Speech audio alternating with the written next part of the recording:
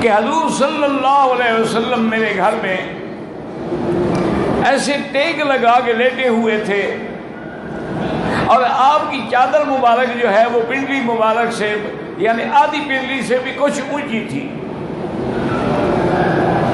بے تکلفی سے لیٹے ہوئے تھے۔ حضرت ابو بکر آئے، اجازت مانگی، آپ نے اجازت دی، لیکن اسی طرح لیٹے رہے۔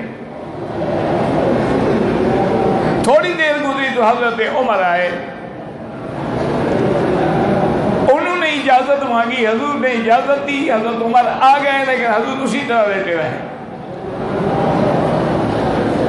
اس کے بعد دروازے پہ حضرت عثمان آئے رضی اللہ عنہ، انہوں نے اجازت مانگی، آپ نے اجازت دی، لیکن اٹھ کے بیٹھ گئے اور اپنی چادر مبارک کو ٹھیک کیا اور حضرت عثمان کو بٹھایا، باتیں ہوتی رہیں۔ وہ سب جب چلے گئے، بی بی عائشہ فرماتی ہے کہ میں حیران ہو گئی کہ حضرت ابو بکر کے لیے بھی حضور نہیں اٹھے، حضرت عمر کے لیے بھی نہیں اٹھے، لیکن حضرت عثمان کے لیے اٹھ کے بیٹھ گئے۔ بیٹی تھی تو اس نے پوچھا کہ یا رسول اللہ لماذا؟ آپ نے فرمایا ان عثمان تستحیی منہ الملائکہ، میرے عثمان سے تو اللہ کے فرشتے بھی حیا کرتے ہیں، میں کیسے حیا نہ کروں؟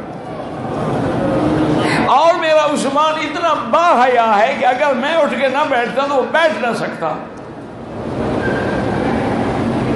اور سیدنا عثمان نے ساری زندگی